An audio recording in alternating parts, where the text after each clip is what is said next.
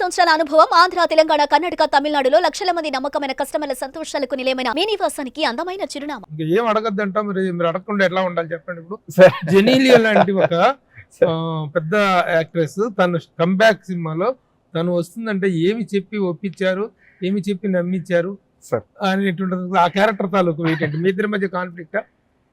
అసలు ఏ చెప్పినా చూసినప్పుడు ఎక్స్పీరియన్స్ వెళ్ళిపోతుంది. ఏ చెప్పినా సార్ అందుకే క్షమించాలి సార్ ఒక్క విషయంలో. సరే మరి ఏం చెప్దామని నాకు టైం ఇచ్చారు.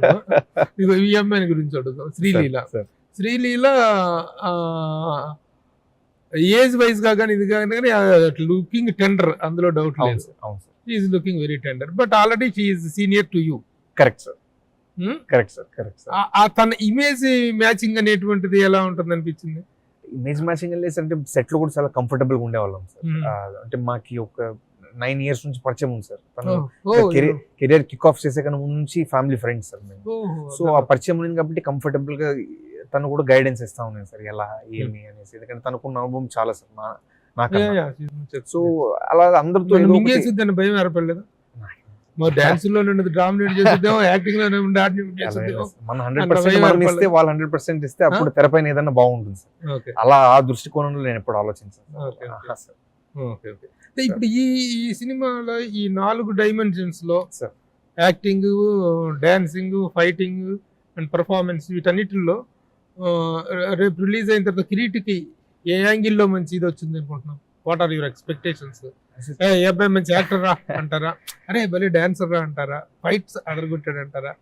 ఎక్కడ మార్కులు ఎక్కువ వస్తాయి? అంటే మనకు సబ్జెక్టు 4 ఉంటాయి అనుకుంటాం, ఏ సబ్జెక్ట్ లో ఎక్కువ మార్కులు వస్తాయంటే? కథకి కావాల్సినటువంటి అన్ని ఉన్నాయి సార్ మనకి సినిమాలో.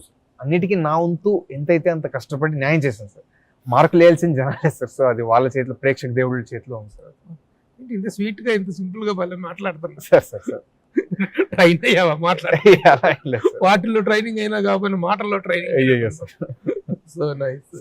తర్వాత ఇంత పెద్ద సినిమాకి ఒక మార్కెట్ అనేది ఉంటది. ఎవరు కిరీటి, ఎవరికి కావాలి ఈ కిరీటి? అవును మాకు ఓకే కిరీటి అయితే కావచ్చు, కానీ అతనికంటూ ఒక మార్కెట్ ఉంది, అతనికంటూ ఒక ఇది ఉంటుంది. కొత్తగా వస్తున్నాడు కాబట్టి చూస్తే చూస్తాం, చూడకపోతే చూడకపోతే. మరి ఇంత హెవీ బడ్జెట్ సినిమా ఫైనాన్షియల్ గా వర్కౌట్ ఉంది అనుకున్న అంచనాలు ఉన్నాయా? అంటే అది నిర్మాతను అడగాలంటారు. అంటే ఎంతమందిని పెట్టిన సార్ అంటే కంప్లీట్లీ అది సార్ చెప్పాల్సిన ఆన్సర్ సార్. కానీ మంచి సినిమా ఎప్పటికి గెలుస్తుందని నమ్మకం నాకు ఉంది సార్. అంటే కొత్త కుర్రోడి మీద హెవీ బర్డన్ అవుతుంది అనే ఫీలింగ్ ముఖ పరిచయం లేని వాళ్ళు కూడా వచ్చి గెలిచారు కదా సార్ మన పక్క.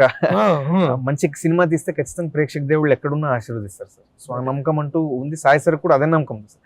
ఏదో నన్ను పెట్టి నా వల్ల సినిమాకి డబ్బులు వస్తుంది అన్నట్టు కాదు కదా సార్. ఒక మంచి కథ ఉంది కాబట్టి ఆ నమ్మకంతో సినిమా చేశాను సార్. Very good. ఏంటి ఎంత స్పాన్ ఆఫ్ సినిమా ఇది? బైలింగ్వల్? అవును సార్. అవును. ఎందుకు ఏకంగా పాన్ ఇండియా వెళ్ళిపోయినచ్చు?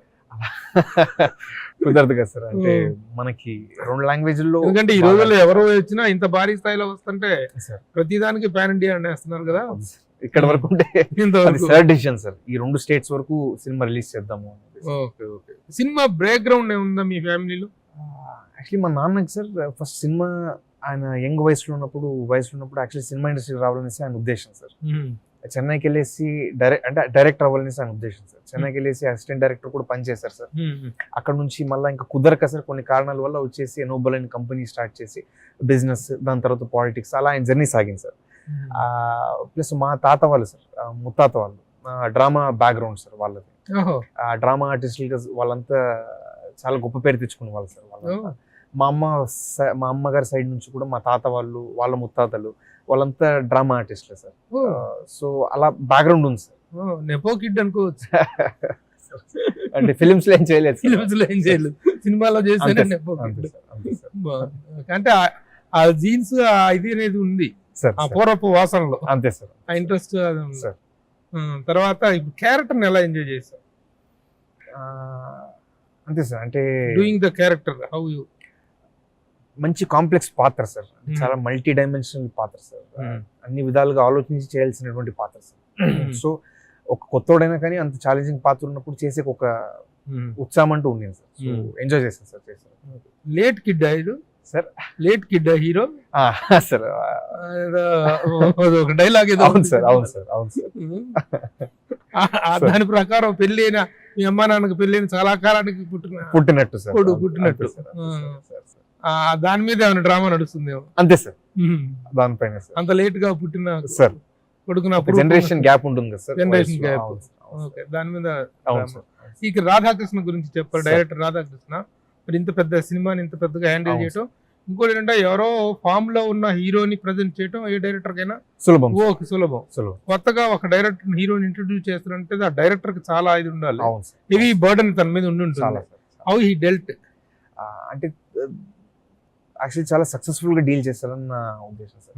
అంటే నన్ను సెంటర్ గా పెట్టుకునే కన్నా సార్, కథలో నన్ను ఒక భాగంగా భావించినందుకు ఈ రోజు ఆ స్మూత్నెస్ వచ్చింది సార్. నా పైన ప్రత్యేకంగా ఫోకస్ చేసి తీయాలనే ఒక ఉద్దేశం ఏదైనా ఉంటే కొంచెం ట్రబుల్ అవుతుంది. ఎండ్ ఆఫ్ ది డే ఈ సినిమా చూసినప్పుడు స్టోరీ ఫస్ట్, స్టోరీలో నాకు ఒక పాత్ర అంతే సార్. అది గుడ్ తప్ప థింకింగ్, వెరీ హెల్దీ థింకింగ్. ఇది అంతే ఏంటంటే సార్. ఏదో మేము ఇంట్రడ్యూస్ అవుతున్నాం కదా హీరో సెంట్రిక్ క్యారెక్టర్ అని కాకుండా టోటాలిటీ ఉన్నప్పుడే సినిమా సక్సెస్ అవ్వాలి. I want to be a part in the success అని అనుకోవటం చాలా హెల్దీ థింకింగ్ అంతే for your age sir. And for your stage. Thank you congratulations. Sir. ఇంకా తర్వాత ఇంకా టెక్నికల్ ఎక్సలెన్స్, దేవిశ్రీ ప్రసాద్ అవును. Music, how he got in to the board, Sai sir decision sir. అంటే youngsters కి sir is well known to give best albums sir. అంటే అద్భుతమైన albums ఇస్తారు sir youngsters కి.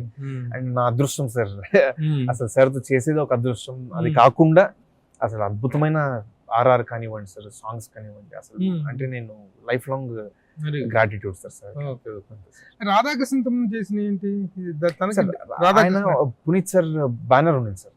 అంటే ఇప్పటికీ ఉంది సార్ పునీత్ సార్ బ్యానర్. అందులో మాయాబజార్ 2016 ఒక సినిమా చేశారు సార్.